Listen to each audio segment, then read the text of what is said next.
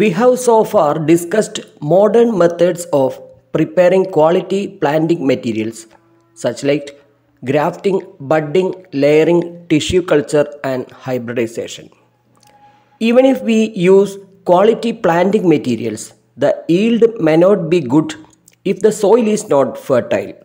Good quality soil ensures the health of the plant and the yield from the agriculture. We can see farmers depositing plant debris in the field after cultivation.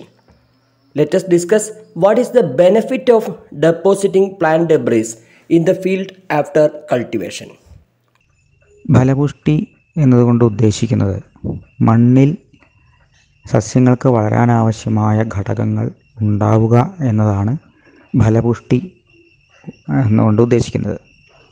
അപ്പോൾ മണ്ണിൽ 16ഓളം മൂലകങ്ങൾ സസ്യങ്ങൾക്ക് വളരാനായിട്ട് ആവശ്യമുണ്ട്. Magnesium, phosphorus, ഇരുമ്പ്, zinc അങ്ങനെ തുടങ്ങി 16 മൂലകങ്ങളാണ് വേണ്ടത്. അപ്പോൾ ഇത് മണ്ണിലുണ്ടാകുന്നതിന് കാരണം മണ്ണിലെ സൂക്ഷ്മജീവികളാണ്. ബാക്ടീരിയ, ഫംഗസ് തുടങ്ങിയ സൂക്ഷ്മജീവികളുടെ പ്രവർത്തനം കൊണ്ടാണ് ഇവ മണ്ണിൽ ഉണ്ടാകുന്നത്. അവിടെ മണ്ണിൽ കിട്ടുന്ന എല്ലാ വസ്തുക്കളെയും ചീഞ്ഞളിയിച്ച് വേർതിരിച്ച് അതാത് മൂലകങ്ങളാക്കി മാറ്റുന്ന പ്രവർത്തനമാണ് ഈ സൂക്ഷ്മജീവികൾ ചെയ്യുക. അപ്പോൾ മണ്ണിൽ ഈ സൂക്ഷ്മജീവികൾ ധാരാളം ഉണ്ടെങ്കിൽ അവിടെ ഈ മൂലകങ്ങളൊക്കെ ഉണ്ടാകും. The nutrients provided by one kind of plant debris is not the same supplied by another.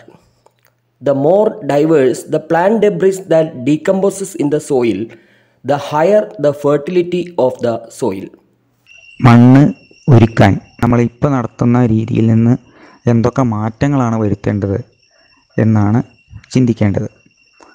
ഇപ്പം നമുക്കറിയാം, സാധാരണയായിട്ട് നമ്മൾ കൃഷി ചെയ്യുന്ന സമയത്ത് കൃഷി ചെയ്യുന്നു, ചെടി കുഴിച്ചിടുന്നു, അത് വളരുന്നില്ലെങ്കിൽ നമുക്ക് മറ്റ് വളങ്ങൾ ഇട്ട് നോക്കും, എന്നിട്ടും കുറച്ചൊക്കെ കിട്ടും. കുറേ കാലം അങ്ങനെ ചെയ്യുമ്പോൾ വീണ്ടും അവിടെ അത് കിട്ടാതെ വരും. അപ്പോൾ നമ്മൾ അതിനേക്കാൾ കൂടുതൽ വെള്ളങ്ങളിടും. ഇങ്ങനെയുള്ളൊരു രീതിയാണ് ഇപ്പോൾ തുടർന്ന് വരുന്നത്. അപ്പോൾ ഇങ്ങനെ തുടർച്ചയായി രാസവളങ്ങൾ ഉപയോഗിക്കുമ്പോൾ ഈ സൂക്ഷ്മജീവികൾ നശിച്ചു പോകുകയും മണ്ണിലെ ഈ പ്രവർത്തനം നടക്കാതെ വരികയും ചെയ്യും. അങ്ങനെ വർഷങ്ങൾ കഴിയുമ്പോൾ ആ മണ്ണ് പിന്നെ ഒന്നിനും പറ്റാതെ തരിശ് ഭൂമിയായി മാറുന്നു. ഇതാണ് ഇപ്പോൾ സംഭവിച്ചു കൊണ്ടിരിക്കുന്നത്.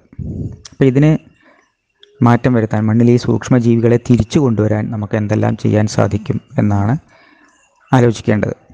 അപ്പം അതിന് വേണ്ട ചില പ്രവർത്തനങ്ങളാണ്, ചില ക്രമീകരണങ്ങളാണ് ഇവിടെ പറഞ്ഞിട്ടുള്ളത്. When the plant debris are deposited in the soil, microorganisms decomposes that matter and the soil become more fertile. Let us observe some of the other methods followed by the farmers to ensure maximum diversity in agriculture. One of them is intercrop. Let us discuss what is intercrop. Short-term crops cultivated among the main crop in such a way that they do not harm the main crop are called intercrop. They help in maintaining the soil fertility also. ഓരോ പ്രധാന വിളയ്ക്കും ഇടയിലൂടെ ചെറിയ ഹ്രസ്വകാല വിള, കുറച്ചു കാലം കൊണ്ട് വിളവെടുക്കാവുന്ന വിളവുകൾ കൃഷി ചെയ്യുക. അപ്പോൾ ഉദാഹരണത്തിന് ഒരു വാഴത്തോട്ടത്തിൽ വാഴ ഏകദേശം 1 വർഷക്കാലം വേണം അത് വിളവെടുക്കാൻ. അപ്പോൾ അതിൻ്റെ ഇടയിലൂടെ വെണ്ട, പയർ, ചീര അങ്ങനെ തുടങ്ങിയിട്ടുള്ള ചില ചെടികളും കൂടി അതിൻ്റെ ഇടയിൽ കൂടി നടുക. അപ്പോൾ നമുക്ക് വാഴയ്ക്ക് നനയ്ക്കുമ്പോൾ തന്നെ ഈ ചീരയും വെണ്ടയും ഒക്കെ തന്നെ നനയും. വാഴയ്ക്കിടുന്ന വളം തന്നെ ഇതിന് കിട്ടും. അപ്പോൾ അങ്ങനെ പ്രത്യേകമായി വളപ്രയോഗമോ വെള്ളം നനയ്ക്കുകയോ മറ്റ് പരിചരണത്തിൻ്റെയോ ഒന്നും ആവശ്യമില്ലാതെ തന്നെ ഇവ നമുക്ക് ലഭ്യമാകും. അപ്പോൾ കുറേ വിളവുകൾ ഒരേ സമയം ലഭ്യമാകാൻ ഈ ഇടവേള കൊണ്ട് സാധിക്കും. While examining the agricultural fields of our area, we can see several types of intercrops. Commonly, vegetables, pepper, etc. are cultivated as intercrops in the coconut plantations. You can see in rubber plantations, banana, pineapple, etc. are cultivated as intercrops. In banana plantations, all type of vegetables and tubers like colocasia, elephant foot yam, tapioca, etc. are cultivated as intercrops. അപ്പോൾ നമ്മുടെ നാട്ടിൽ ഇടവേള ധാരാളം കാണാം. റബ്ബറിൻ്റെ ഇടയിലൂടെ വാഴയും മറ്റ് പച്ചക്കറികളും അതുപോലെ പയർ, പൈനാപ്പിൾ ഒക്കെ റബ്ബറിൻ്റെ ഇടയിൽ കൂടെ കൃഷി ചെയ്യുന്നത് കാണാം. ഇതാണ് ഇടവിള. അപ്പോൾ ഇതിന് വാഴത്തോട്ടത്തിലാണെങ്കിൽ അതിലും ഇടയിൽ കൂടി മറ്റ് കാണാം. തെങ്ങിൻ തോട്ടത്തിൻ്റെ ഇടയിലൂടെ ചേനയും ചേമ്പും മഞ്ഞളും കുരുമുളകും ഒക്കെ തെങ്ങിൻ തോട്ടത്തിൽ ഇടയിൽ കൂടെ കൃഷി ചെയ്യും. കവുങ്ങൻ തോട്ടത്തിലും ഇതുപോലെ തന്നെ വെണ്ടയും പയറും ചീരയും വെറ്റിലയും കുരുമുളകും ഒക്കെ നടാൻ പറ്റുന്നതാണ് കവുങ്ങിൻ തോട്ടം. അപ്പോൾ അത്തരത്തിൽ ഒരു പ്രധാന വിള അതിൻ്റെ ഇടയിലൂടെ നടുന്നത് ഇടവിള. Intercrops mainly decreases the cost of agriculture. By intercropping, farmer get more yield from agriculture. While intercropping, all plant debris are deposited in the field. So, fertility of the soil increases. From intercrops, we will get different types of food items also. ഇടവിളയുടെ ഒരു ഗുണം എന്താണെന്ന് വെച്ചാൽ ഇപ്പോൾ ഈ പറഞ്ഞതാണ്, ഒരേ സമയം തന്നെ കൂടുതൽ ഇനങ്ങൾ കൃഷി ചെയ്യാൻ സാധിക്കും. അതിന് പ്രത്യേകമായി വളപ്രയോഗമോ വെള്ളം ഒഴിച്ചു കൊടുക്കേണ്ട ആവശ്യമില്ല. അതുകൊണ്ട് തന്നെ അതിൻ്റെ ചിലവ് കുറവാണ്. കൂടാതെ പരമാവധി സ്ഥലം കൃഷിക്ക് വേണ്ടി ഉപയോഗിക്കാനും സാധിക്കും. ഇതൊക്കെയാണ് ഇടവിളയുടെ ഗുണങ്ങൾ. Next method adopted by farmers are crop rotation. Cultivating different crop instead of the crop cultivated earlier is called crop rotation. Haven't you noticed the cultivation of pea, black gram, etc. at the intervals in paddy fields? ഇനി അടുത്ത ഒരു രീതി വിളപര്യം എന്നാണ് അതിന് പറയാം.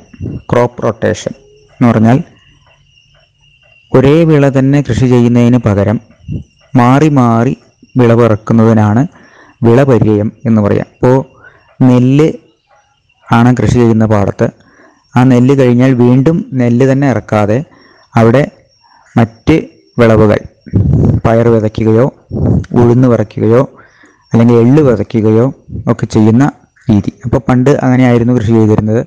നെല്ല് എടുത്തു കഴിഞ്ഞാൽ പിന്നെ അവിടെ പയർ വിതയ്ക്കും, അത് കഴിഞ്ഞാൽ മുതിര വിതയ്ക്കും, അത് കഴിഞ്ഞാൽ ഉഴുന്ന് വിതയ്ക്കും അല്ലെങ്കിൽ എള്ള് വിതയ്ക്കും. ഇങ്ങനെ മാറി മാറി കൃഷി ചെയ്യുന്നതിനാണ് വിളപര്യം എന്ന് പറയുന്നത്. അപ്പോൾ ഇന്ന് നമ്മുടെ നാട്ടിൽ വിളപര്യം നടക്കുന്നുണ്ട്. നെല്ലെടുത്തു കഴിഞ്ഞാൽ അവിടെ വാഴ നടുന്നുണ്ട്, അല്ലെങ്കിൽ പൂള നടുന്നുണ്ട്, അല്ലെങ്കിൽ ചേന നടുന്നുണ്ട്, അല്ലെങ്കിൽ മറ്റ് വെള്ളരി പോലുള്ള പച്ചക്കറികൾ നടുന്നുണ്ട്. അപ്പോൾ ഈ വിളപര്യം എന്നുള്ളത് നമ്മുടെ നാട്ടിൽ നടക്കുന്നുണ്ട്. മാറി മാറി കൃഷി ചെയ്യുന്നുണ്ട്. ഒരേ സ്ഥലത്ത് ഒരേ സാധനം കൃഷിയല്ലാതെ മറ്റ് കൃഷികൾ ചെയ്യുന്നുണ്ട്. പക്ഷേ അവിടെ കൃഷി ചെയ്യുന്ന ഇനം ഒന്ന് പ്രത്യേകം ശ്രദ്ധിക്കണം. അത് പയർ വർഗത്തിൽപ്പെട്ട ചെടികളായാൽ കുറച്ചും കൂടിയും മണ്ണിന് ഗുണം ചെയ്യും. Nitrogen is an essential element for plant growth. Plants cannot absorb atmospheric nitrogen directly, but they can absorb the nitrate salts dissolved in water. Some of the bacteria can convert atmospheric nitrogen to nitrates. Rhizobium is one such bacterium. They live in the roots of plants like pea, mimosa, common turfosia, horsegram, black gram, and they absorb atmospheric nitrogen. When these plants decay, the plant nutrients are added to the soil. അതായത് ഇപ്പോൾ ഈ പയർവർഗ്ഗത്തിൽപ്പെട്ട മുതിര, പയർ, ഉഴുന്ന് അങ്ങനെ തുടങ്ങിയ ചെടികളാണ് അല്ലെങ്കിൽ വിളകളാണ് കൃഷി ചെയ്യേണ്ടത്. അങ്ങനെ ചെയ്യുന്നതിൻ്റെ ഒരു ഗുണം, ഈ പയർവർഗ്ഗത്തിൽപ്പെട്ട ചെടിയുടെ വേരിൽ ഒരു ബാക്ടീരിയ ഉണ്ട്. ആ ബാക്ടീരിയയുടെ പ്രത്യേകത എന്താണെന്ന് വെച്ചാൽ അന്തരീക്ഷത്തിൽ നിന്ന് നൈട്രജനെ വലിച്ചെടുത്ത് അത് നൈട്രേറ്റാക്കി അതിൻ്റെ വേരുകളിൽ സൂക്ഷിച്ചു വയ്ക്കും, സംഭരിച്ചു വയ്ക്കും. അപ്പോൾ ഈ മണ്ണിൽ, ഇത്തരം പയർവർഗ്ഗത്തിൽപ്പെട്ട ചെടികൾ വളരുന്ന മണ്ണിൽ ഈ നൈട്രജൻ്റെ അളവ് ധാരാളമായിട്ട് കാണാം. സസ്യങ്ങൾക്ക് വളരാൻ ഏറ്റവും ആവശ്യമായിട്ടുള്ള ഒരു മൂലകമാണ് നൈട്രജൻ. അപ്പോൾ ഈ നൈട്രജൻ ധാരാളമായിട്ട് മണ്ണിൽ ലഭ്യമാവാൻ ഇത്തരം പയർവർഗ്ഗത്തിൽപ്പെട്ട ചെടികൾ കൃഷി ചെയ്യുന്നത് കൊണ്ട് സാധിക്കും. അപ്പോൾ നമുക്ക് പ്രത്യേകമായി വളം ഇട്ട് കൊടുക്കേണ്ടതില്ല. അപ്പോൾ ഒരു തവണ നെല്ല് കൃഷി ചെയ്തു, അതിനുശേഷം കുറച്ച് ഉഴുന്നാണ് കൃഷി ചെയ്യുന്നത് എങ്കിൽ ആ ഉഴുന്ന് നമ്മൾ എടുക്കുന്നു, ആ ഉഴുന്നിൻ്റെ ചെടി ആ മണ്ണിൽ തന്നെ ഇടുന്നു, അത് അവിടെ തന്നെ ചീഞ്ഞ് വളഞ്ഞ് വളമായി അവിടെ തന്നെ മാറും. അപ്പോൾ നല്ല നൈട്രജൻ മണ്ണിലുണ്ടാവുകയും പിന്നീട് വരുന്ന നെൽകൃഷിക്ക് ധാരാളം വളം ഇട്ട് കൊടുക്കാതെ തന്നെ നല്ല ഉൽപ്പാദനം ഉണ്ടാവുകയും ചെയ്യും. അപ്പം അങ്ങനെ സ്വാഭാവികമായും മണ്ണ് ഫലപുഷ്ടിയുള്ളതായി മാറുന്നു പയർവർഗ്ഗത്തിൽപ്പെട്ട ചെടി കൃഷി ചെയ്യുമ്പോൾ. അപ്പോൾ അതാണ് പയർവർഗ്ഗത്തിൽപ്പെട്ട ചെടികളുടെ പ്രാധാന്യവും. ഇനി വിളപരിചയത്തിന് തിരഞ്ഞെടുക്കുമ്പോൾ നമ്മൾ ഇത്തരം പയർവർഗ്ഗത്തിൽപ്പെട്ട ചെടികൾ തിരഞ്ഞെടുക്കുകയും വേണം. അപ്പോൾ അങ്ങനെ സ്വാഭാവികമായി തന്നെ മണ്ണ് ഫലപുഷ്ടിയുള്ളതായി മാറുന്നു. While examining the roots of leguminous plants, you can see small nodules in their roots. Rhizobium bacteria living in these nodules absorbs atmospheric nitrogen and keep in the form of nitrates in these nodules.